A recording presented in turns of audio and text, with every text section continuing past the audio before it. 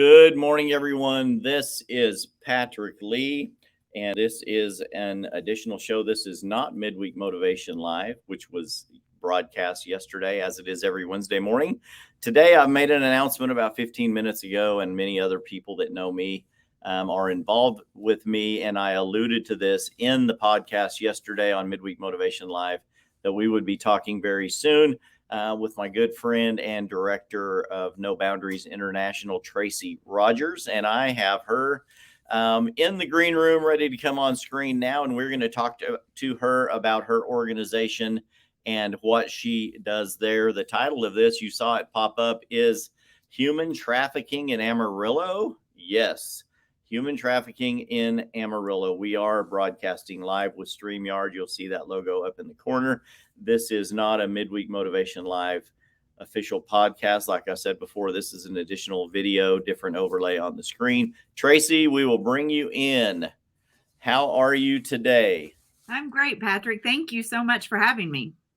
Absolutely. It is a pleasure. Can you hear me all right? I can hear you great. Good deal. I can hear you as well. Everybody, this is Traci Rogers, director of No Boundaries International Amarillo chapter. Traci, tell us a little bit about yourself. Who is Traci Rogers? Little background information. So I am originally from Oklahoma, and we moved to Amarillo, Texas in 2010. Good for you. Yeah. We won't hold it against you. I appreciate it. I am happily married to Kenny Rogers. Hey, there you go. Nice. Right? That's always fun to tell people. And so we love it here, and we can't imagine being anywhere else. Oh my gosh, that's kind of like me. I moved here from Oregon 30 something years ago. Won't tell you how many, but a lot. Shortly after school, and I just became an honorary Texan. I should have bought the bumper sticker that says I may not have been born here, but I got here as quick as I could. Absolutely. So that's my story as well. And I can't imagine living anywhere else now but Amarillo, Texas. So you moved here and you're married to Kenny Rogers, and Yes. then out of the blue, somehow you became involved or introduced to or learned about human trafficking in Amarillo. Tell us a little bit about that. When were you introduced to this and how? So in 2010, when we moved here, I was a children's pastor at a local church here in town, and I had led a couple of women's events, and a lady came up to me after one of them and said, "This is the third event you've led, and this is the third time human trafficking has come up." And as I shared, "Yes, you're right," she looked at me and said, "God's trying to tell you something." And I said, "Well, it could be you." And she said, "Oh no, I've prayed about it already. It's you." And she turned around and walked away from me. And so the next day I decided I should start praying and looking into human trafficking in Amarillo. And there was this group called No Boundaries International that was going to have somebody actually in town that day. And so, and so we met with them. And then I took a team of 7 of us ladies to Oklahoma City to see if it was something our church could get on board with. And within a few hours of being there, it was abundantly clear that God was calling me to quit my job and start the Amarillo base. And that's exactly what we did. Wow. So a lady comes up to you at church and says, "This is God talking." Yeah. And God's telling me that this is something you need to get involved in. Out of the blue. Yes. Isn't it funny how God works? Yes. Sometimes God knows before we do. And that's happened to me in my life in the past. When I was younger, people spoke a lot of different words, and actually not a lot of different words, but pretty much the same ones and as well. And they all sort of, we call it in the church world, they bore witness with my spirit. But I ran different than you. I ran from those for decades. Not necessarily out of fear, but because it didn't fit the lifestyle that I wanted. And I just didn't feel like it was what I didn't know that it really bore witness with my spirit what they were saying. And I've shared this on some of my shows and interviews in the past. I was told I would be an evangelist someday, a traveling evangelist. I would speak to the masses, and God was going to use me in a mighty way. And I'm like, that terrified me. And I'm like, what some of the biggest fears we have in life, right? Other than like weddings and funerals, is public speaking. So Yes. people have a hard time with that. And I probably, as a timid young person, introverted, was the same way. And then so look at us now. So this lady says you're going to get involved in human trafficking. It's the word of the Lord. And you said, well, maybe it is. Maybe I should pray about this. Yes. How did And this next question, how did you come to the decision to get involved? Were you aware, other than these couple instances at your church, about the depth of human trafficking, sex trafficking in the Amarillo area, or was that something that you were introduced after you decided to get involved? a kind of a combination of the two. I mean, as we were praying about it, and in that process of taking the team to Oklahoma City, we began to drive and to observe and to research and to just dive into what was really happening in our city. And we knew there was no way we could ignore what was happening. And we didn't know what that meant. And at that point, I was still thought, oh, it's going to be something our church is going to get on board with, or we're going to start giving money or something. Never would have I dreamed that I was going to do it full time, and that I was going to actually not only do it full time, but start a base here. Right. And so, because I was kind of like, I was terrified. I worked with children, and I would speak to, hundreds of children and be fine. But once they hit a certain height, I was done. Like, I didn't want to Yeah. talk in front of them. Right. What was an eye-opening moment for you? And I'm just going to go off. I've given you a couple of questions I told you I was going to ask you, but we've had this talk many times. Yes. And in the meeting we just had the other day, give people here that are watching, because there are multiple people watching from all over, but most of them locally, I'm sure, but people watch all over. When I go live, I'm not bragging. It just happens. So when you're going live, people watch from all over. And this is live right now on Facebook and LinkedIn. And then we'll upload this later to YouTube as soon as we're done as well.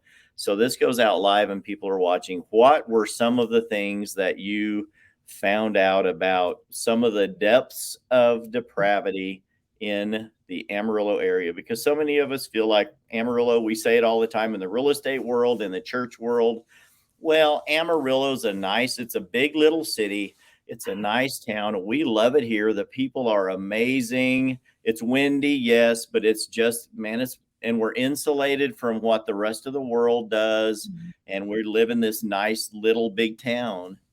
Tell us a little bit about what goes on in our little big insulated town of Amarillo, Texas. I think several stories come to mind, from, for example, the reason we started our food pantry. We had heard that there were people that were having to sell their children or sell themselves just to put food on the table. And we thought, okay, that's something we can immediately take care of.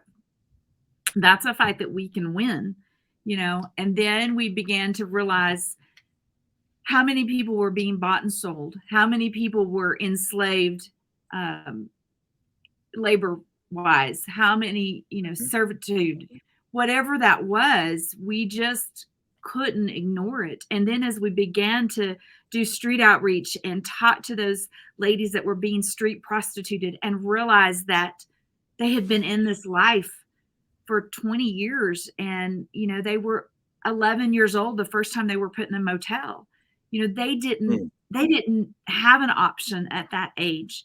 And by the time they were old enough to make that decision, they didn't know they had a decision to make, because they had been taught and brainwashed to believe that that was all they were worth. Right. And so Mm, we get to come along beside them and tell them that they are worth so much more and that they are beautiful and they are loved and they are created for a purpose. absolutely. Absolutely. The lifestyle that they are groomed into, many times cast into in the beginning, and then groomed to accept, to not know that there is a way out, we know is a lie from the devil, straight from the pit Absolutely. of hell. The, Absolutely. the, well, the father of lies, Mhm. um, cast out of heaven for a reason. And Mhm. this is one of the big reasons. Mhm. So we can talk a lot about that, and you and I will talk about that more in depth. We could get into theology and the Bible, but we know that the devil is a liar, a deceiver, a destroyer, a corrupter, an abomination to everything good, and Mhm. that's what he's doing to our women and our children, Mhm. and boys and girls and Mhm. men, who find themselves caught up in this. Mhm. And many times it's like you said, it's a matter of, I need to put some food on the table, Mhm. and I don't know any other way. I've sold everything I can sell but my body or my child's body. Yeah. And unfortunately, that's where a lot of this begins. And then a lot of it right here with I-40 and I-27 running through our town here.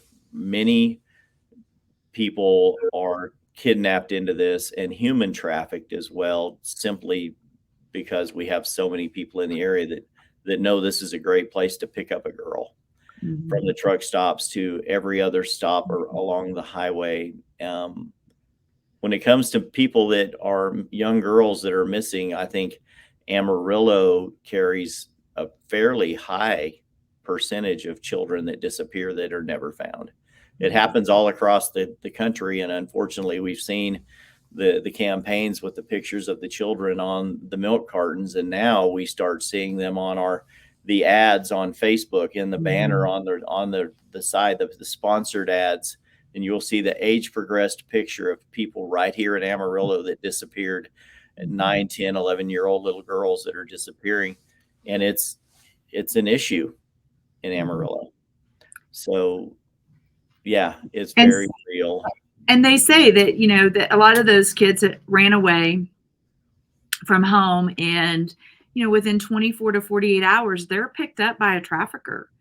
And Yeah. so a lot of times it's not necessarily an abduction, but they left home and then that Yeah. predator jumped on that opportunity.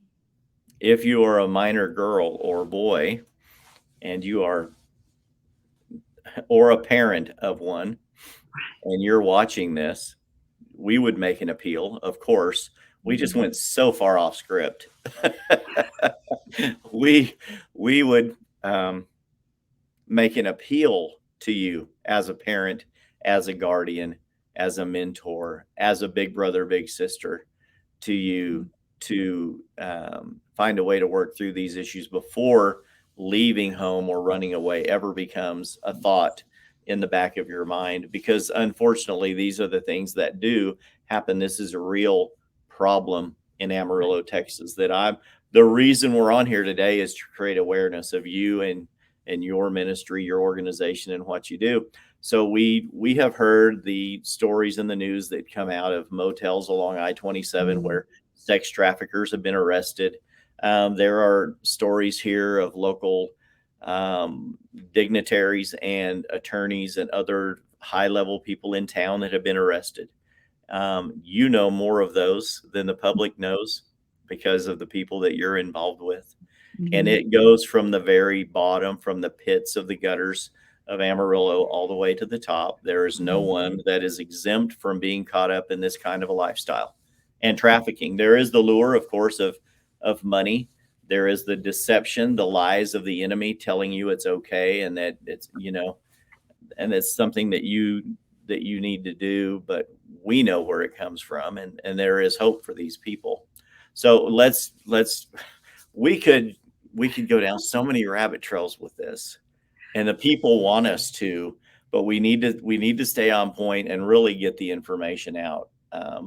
So I have one watcher saying, can I ask, do more kids get kidnapped, or are more kids sold into the sex trade from the parents in your experience? In Amarillo, is it more kidnappers, traffickers? Are they grooming? And one of the things we've talked about previously that hasn't been addressed, local restaurants that have wranglers in the kitchen that will lure our young kids into the lifestyle as well. But is it more, in your experience, has there been a lot of more kidnappings, girls that disappear that get caught up in the trade, or is it more parents pushing their children into the sex trade? Well, I think for us, what we've seen is it would be real easy for us to say, oh, it's definitely kidnappings, because as a community, we can accept that. Right. But the truth is that most of what we see are either the parents selling them into it, or equally so is the pretend that somebody's being their boyfriend and they're grooming them, and they invest in them for 6 months or longer while they are showering them with gifts and affection, and they are making them think that they love them and they would do anything for them. They become part of the family, and then they tell the person what they expect of them. Right. And so those two, the parents and the boyfriend, are definitely a higher number than we see of kidnapping. And so, but they're also much harder for us to accept. Absolutely. And many times, pay attention, parents, to what she just said. Pay incredible attention to what she just said. If your daughter or son has started a relationship or has someone new that's entered their life that is older, sometimes not so much older, but where their actions change, their demand for privacy and secrecy changes, their cell phone use changes, and they start hiding things from you, or they start showing up with gifts like shoes or jeans or tops or things for their hair that you did not purchase, that you can't easily explain, or they can't give you a reason as to how that happened or where that came from. If they say, oh, Bob gave me that, or Tommy gave me that, or whoever, or whatever gave me that or bought that for me, and that's not someone that you know, love, and trust, you need to ask questions. Where did that come from? Because that person is grooming your child, and they will eventually demand payback. And it usually comes in what we're talking about. That's the manner in which it's going to happen. A friend of mine, a newer friend of mine, just shared a story about her daughter who is a product involved in a divorce, a very young girl.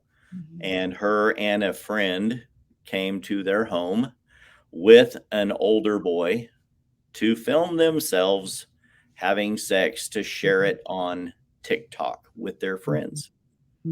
And of course, the older boy, the first thing that they're going to do is they're going to turn around and share it with all of their friends, and they're going to sell it.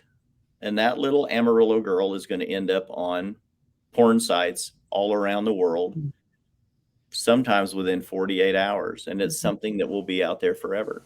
And this is a very real topic. That's why Traci is on here today. These are real people.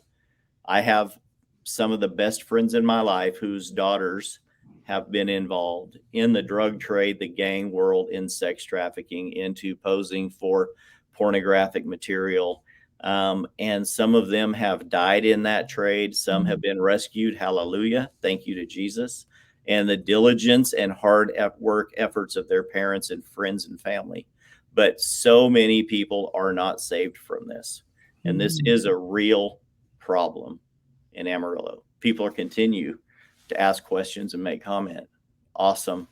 Awesome. Awesome. So next question. What do you hope to achieve by doing what you do? What can one person like you and a couple of women, what can you do to make a difference Well, I'd love to tell you that our goal is to stop human trafficking. But if we focus on the 33 million people that are being enslaved today, that's too big and we can't focus. And so we have to remind our team and myself constantly that it's for the one in front of us. And Right. whoever that is, whether it's 1 or 1,000 or 1,000,000, they're all worth it. And so we're going to move heaven and earth to help that one. And so we want to come in and love them without an agenda, without judgment, without condemnation, right where they're at, and help them to see that they are worth it, and that they don't have to do anything in return to be loved, and to feel that safety and give them that hope that they need. How does No Boundaries go about doing that?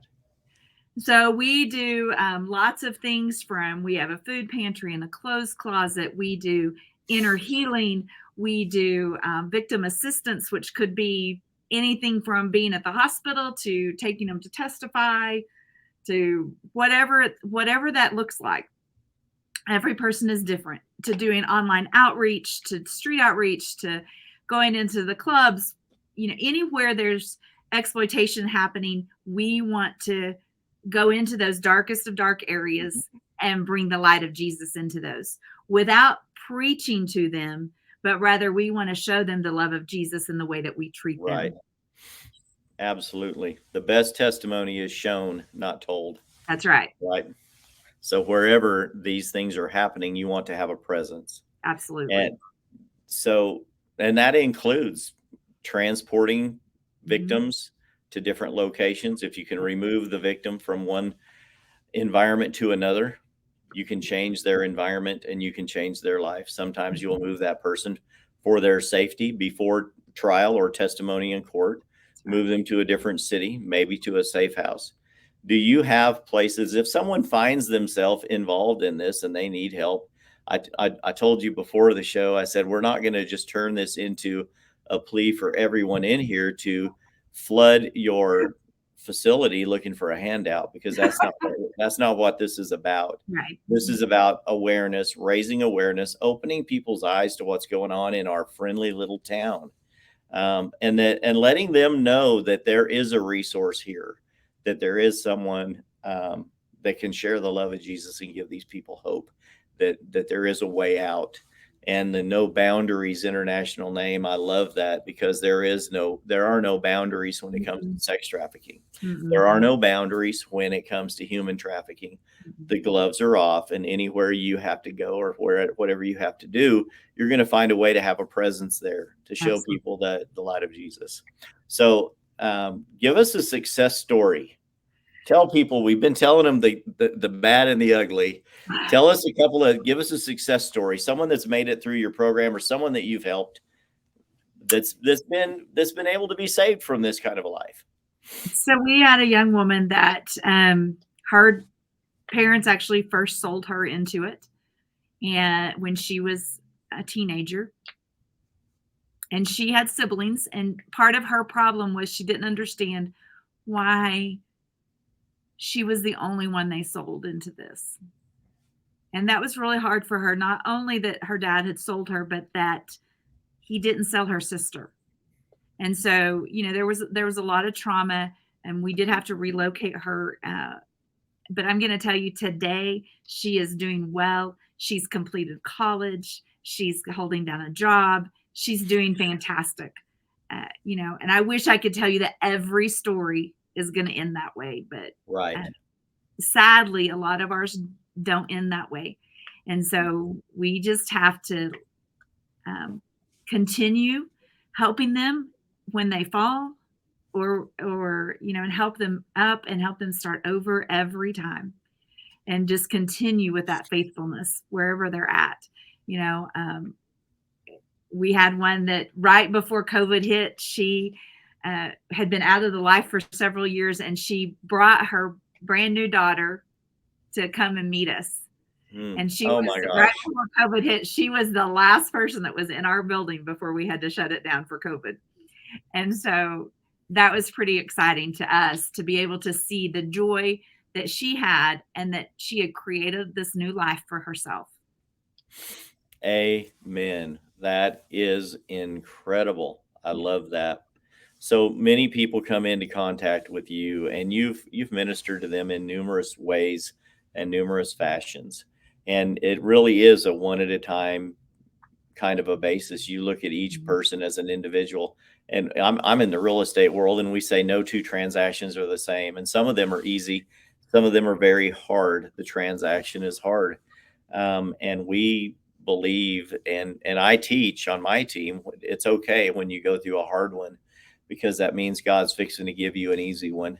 That's right. And I think it's the same way. You go through some hard ones, and then you'll come in contact with a couple, and you're like, oh, all they needed was to know you're there, and you give them an answer, and it changes their life. And those are the easy ones. And you're like, you tell them it's wrong. You tell them their parents were wrong, and there isn't a resource for you. And they accept that. They're all on board, and you help them, and they change. They leave the lifestyle because of the awareness and that someone cares. Unfortunately, that's not the case with everybody. There are a lot of hard cases. I believe that this is a spiritual problem. It does get deep into our soul, and there's a lot of deliverance that has to be done for these people. Christians are watching the show. You guys know a lot. And it's so much bigger and harder for them to get away than most people think. I mean, lots of people believe, why don't they just leave? Why don't they get help? If it were only that easy. Yeah. And it's just not, because it's not only the trafficker we need to get them away from, but it's also all the people that bought them along the way. Yeah. And there are a lot of them. Mm-hmm. You shared a story with us recently of a girl that got out of the trade, went and got a local job, and then all of her purchasers found out where she worked and started showing up. And then, unfortunately, they end up right back in the trade. People can recognize, traffickers recognize people who have been trafficked. Isn't that unfortunately true? Absolutely. It is. Absolutely true. It's like they're wearing a neon sign to them. Yeah. A victim, they do. It's like they have a sign on them that says victim, traffic me. I can be used. And unfortunately, that is something that has to change from the inside when that revelation knowledge that has to happen from the inside out. Absolutely. So, said I wasn't going to do that. This is hard. And my buddy's watching. Jason, you know who you are, brother. Thank you, man. That's what he does. A big clap for God. So the story have you heard the story of the starfish on the beach? That's one of my favorites. And absolutely. It bears witness here. The little boy's on the beach, all the starfish have washed up on the beach, and a little boy's out there throwing them back in. And an old man walks up and says, "What are you doing?" He says, "I'm throwing these starfish back in the ocean."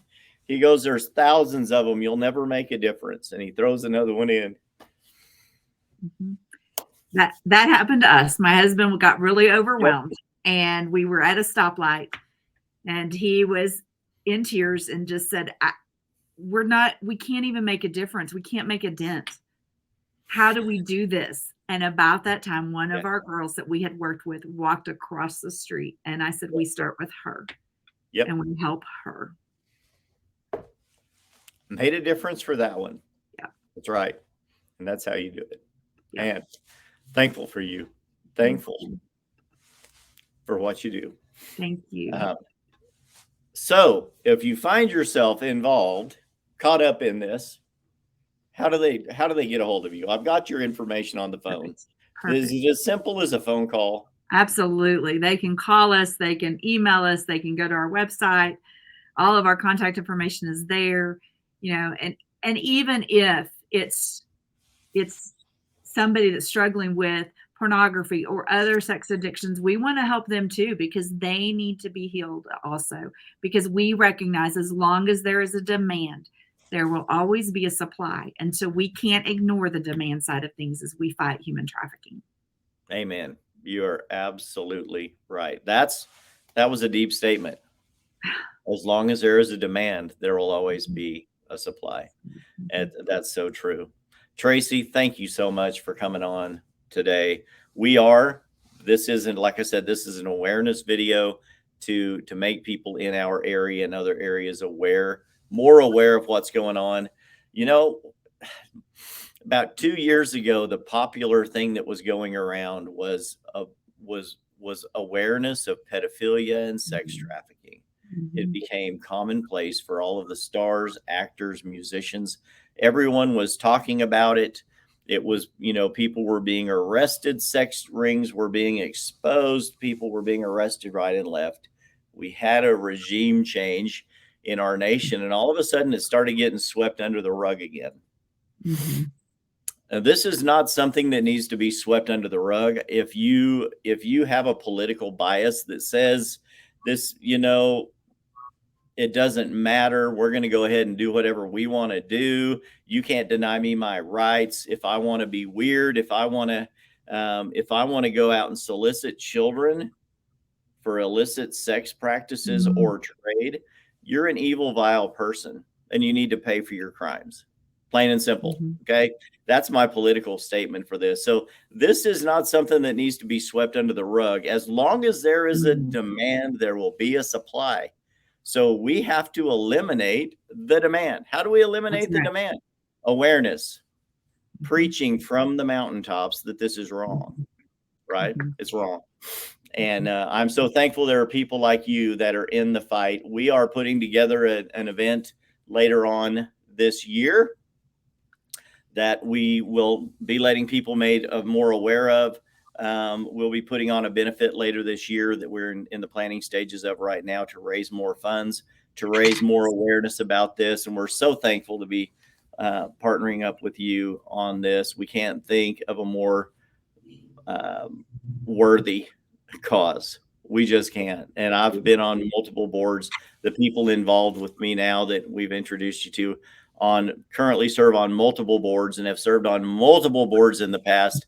And this is a cause that I don't believe there's a greater cause in our community than this one. And then awareness about this. We have to make a difference to each and every one that we can. Thank you so much for being on here with me today, Traci. You are a breath of fresh air and a ray of light and hope to those caught up in this. Thank you so much, Patrick. It was an honor to be here. Everybody, information is on the screen. If you know someone or suspect that someone is caught up in this, reach out to them. Have them reach out to Traci and her people at No Boundaries International, 806-576-2501, or go to their website at nbiamarillo.org. And you can find out more about them and their organization. I would encourage everybody watching the show today, make a donation. Call them, find out how to donate, and give now. Don't wait for a benefit we're going to do later this year. They need the funds now.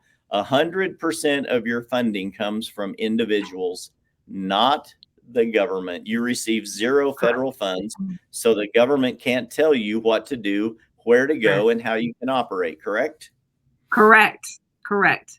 There you go, people. And 100% of the funds that come in go back out to help people, because all of our staff is volunteer missionary staff. Volunteer, and you guys work on a shoestring. Let me tell you, if you have things that you can donate, toiletries, clothing, food, things like that you can donate, please call, make a huge donation. Bring a truckload of groceries to this facility today in Jesus' name. Amen. Thank you, Traci. I will be talking with you soon. Goodbye, everybody. Okay. You guys have a wonderful day. Bye-bye.